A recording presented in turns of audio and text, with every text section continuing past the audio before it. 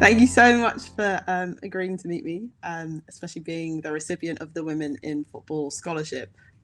This is such a beneficial thing to be able to meet you and find out more about the organisation. So thank you so much. Samira, you're really welcome. It's always an absolute pleasure for me to talk to younger people, students, people who are wanting to forge a career in the industry. And honestly, it really gives me a lot of energy and joy. So it's a delight to be here. Once I got to university, I decided to sort of challenge myself and try a completely new sport that I'd never played before, which just so happened to be American football.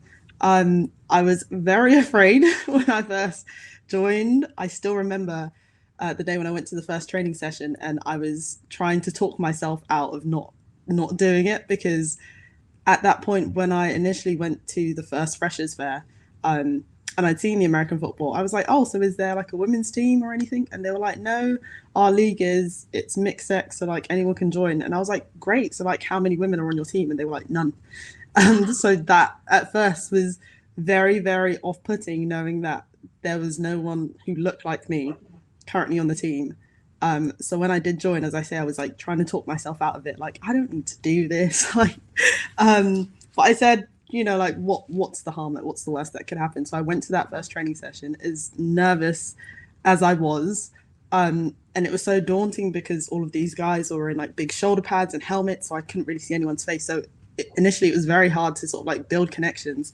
But I just kept going to the training sessions, and the more I went, the more I enjoyed the sport, the more I learned more about American football. And those guys who were once strangers are now like some of my best friends. I looked to them as if they were my brothers. And I was on the team for the whole 4 years I was at university.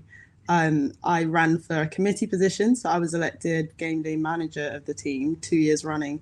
So that, if I was to compare it to like a professional role in football, it'd be like head of operations. So I was organising our fixtures, the travel, liaising with opposing teams and referees. So that was really my first taste of working in sport, even though it was like a volunteering position for university. I think after doing that, I was like, wow, I could really see myself working in the sports industry. So once I graduated my undergrad, I was initially studying American studies and English literature. Did a year abroad in the States, had a great time. Um, and then when I was thinking, okay, how do I pursue this sort of career in the sports industry? And I'd heard about UCFB and how it's like the football university. So I did my research. My brother was also applying for the same year that I was. And I just thought, like, this is my opportunity. Like, if I do want to pursue working in the sports industry, which I knew is what I wanted to do, I thought this would be the perfect place and the perfect environment to sort of learn all the things I don't currently know, but sort of apply the experience that I do have. So I'm currently doing my master's in international sports management, because I not only do I have an interest in football, but I also have an interest in basketball and also American football.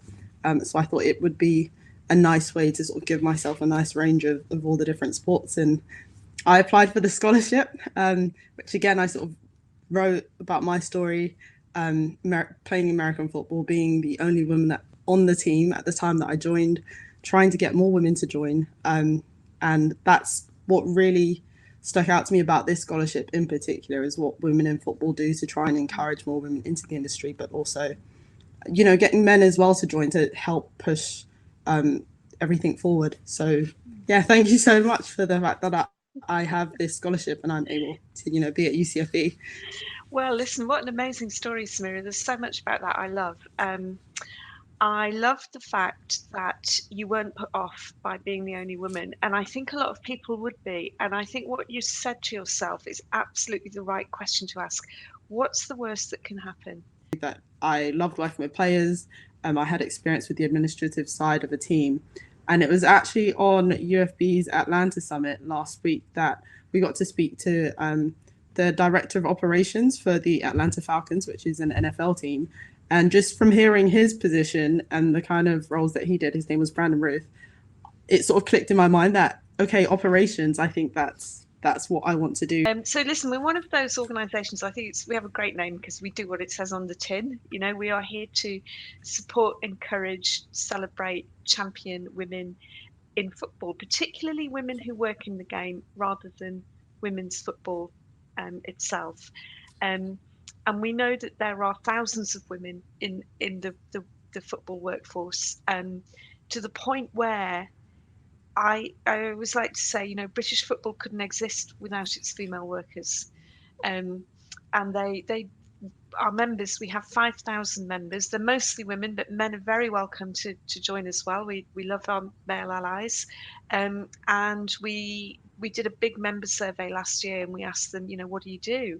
And it was really interesting because our members work, name a job in football, there is a woman doing it. In UCFB, it's they deserve credit because we kind of gave a little bit of a challenge to universities to say, have a look at your student body, these ones who are offering football undergrad and postgrad courses, say, have a look at your student body. How white is it? How male is it? And what are you going to do about it? And some of them have stepped up, and UCFB is one. So